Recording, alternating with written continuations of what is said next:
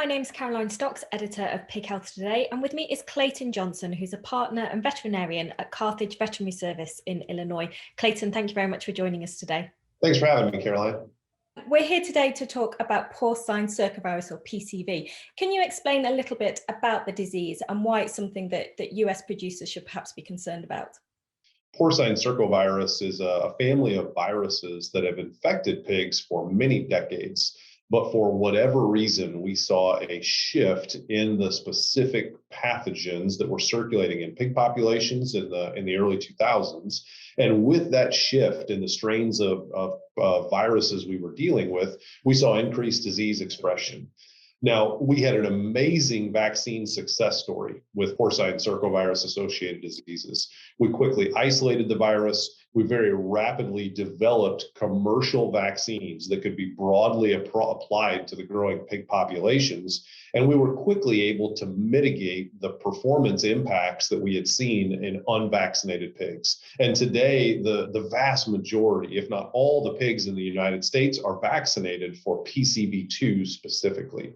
And we've also seen situations where we've had individual populations that we thought were well vaccinated and well managed have breakdowns in their control, have disease consequences that we didn't expect. Producers should be aware that viruses change and viruses evolve, and we may need to update our management strategies as the viruses seek to evade them over time. So what have you seen in some of the breed-to-wean farms that you've been working with in terms of PCV? I have seen specifically within the multiplier population of farms that I work with, some disease challenges over the last 3 or 4 years where circovirus had been very well under control, and we have lost some of that control. We've had situations where groups of growing pigs in particular have been challenged with circovirus associated diseases and have had mortality and poor daily gain, all of the performance consequences we see with it. And we thought the pigs were well vaccinated. We thought the sows were well protected, only to find out that we hadn't had an optimized management strategy. And we had to go in and intervene with an updated vaccine program, maybe a whole herd vaccination at the sow farm level. Now, you've mentioned the use of diagnostic monitoring strategies that could be used to improve management of PCV in breed-to-wean farms. Can you explain a little bit about that? But one of the advantages that we have in these multiplication farms is they are routinely collecting samples for PRRS testing, for maybe PED or mycoplasma monitoring. But there are samples already being collected and going to the lab, which I can also surveil for PCV2 with. Okay. Now, the diagnostic interpretation is a little bit trickier with PCV2 than it is for, say, for example, PRRS.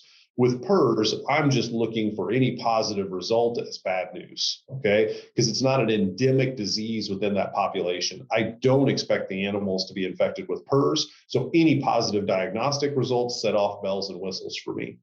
PCV2, the interpretation is much more nuanced because it is an endemic disease pathogen, and I don't expect to completely block transmission. I want it under control. My goal is not elimination, because today with available technology and management strategies, that's not a reasonable goal for PCV. We're not going to eliminate the virus from a population.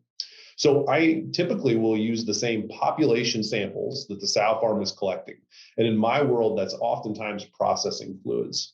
Those processing fluids are getting collected as we process the baby pigs in the sow farm, and we're able to extract essentially some of the same fluids that we would have for like blood testing from these processing fluid samples.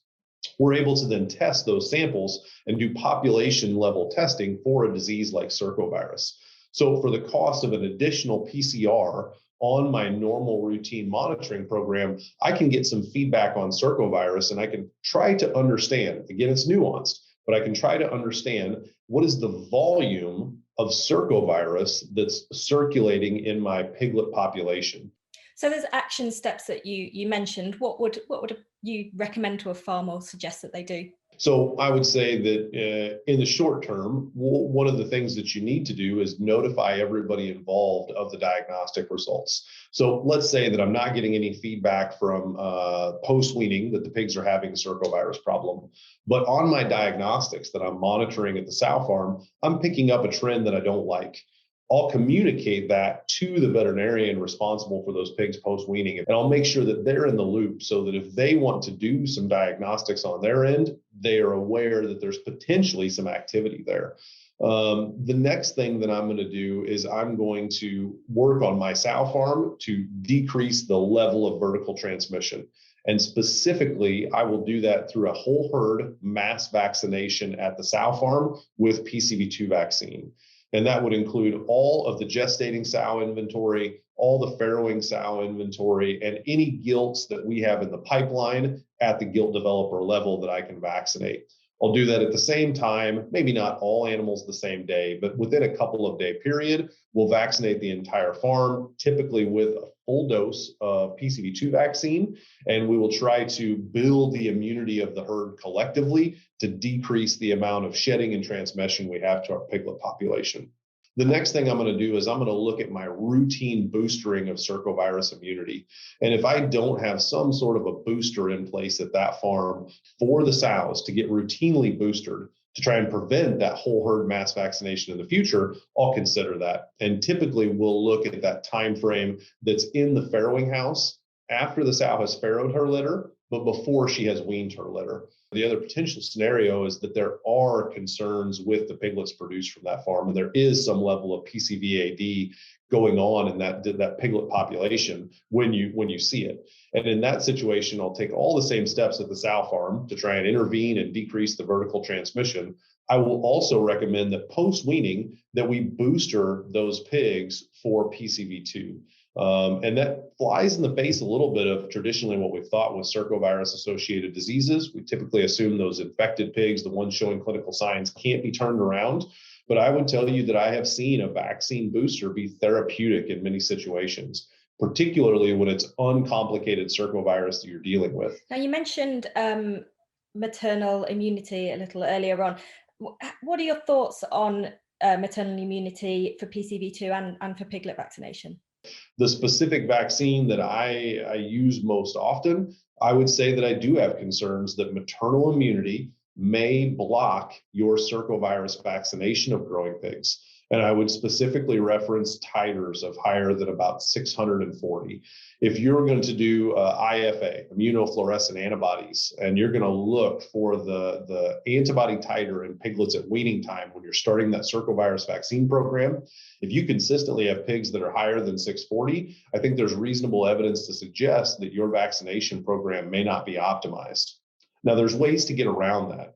You can adjust the timing of your vaccination program and try and push that out later in the pig's life because those maternal antibodies decay. They're not active immunity. The pig's not building more of them, so they will do nothing but go down. The challenge with populations of pigs is they don't all have one titer. Some pigs are 640, some pigs are 320, some pigs are 80, some pigs are 2560. They're all over the board. So making that vaccine timing decision can be a little bit tricky when you're dealing with populations of pigs. And I can tell you that the one time you'll really see kind of a homogeneous antibody status in your piglet population is after that mass vaccination. If you've mass vaccinated the entire sow farm, know that your titers are going to be high for several months after that. And at a minimum, that's a period where you need to think very carefully about the timing of your circovirus vaccine. Because, a lot of times I think, Caroline, these problems start with vertical transmission of virus that gets passed from the sow to the pig before the pig's able to get vaccinated and build a good immune response. So it's really important that you continue to monitor the diagnostic progression, particularly of those antibody titers after the whole herd vaccination, because to me, that's the time where the whole population is going to be somewhat homogenous. With so many things that we've talked about with PCV, it's a case of monitoring as carefully as possible and then tailoring that management process. We're really talking about classifying PCV2 health status at a sow farm. No different than we would do with PRRS, right? We have a stage classification system for PRRS. We're doing the same thing with PCV2, really. It's trickier because it's an endemic disease. We don't have naive herds, and naive herds versus positive herds are really easy to sort out diagnostically. This takes a more nuanced approach. It takes a little bit more time and a little bit more interpretation. You as a veterinarian have to be willing to get off the path of perfectly defined science of, see this diagnostic result and do exactly this. You have to look for trends. You have to really do testing over time to understand the population. But if you're willing to do it, I think there's tremendous value for you in preventing disease impacts before you clinically see them.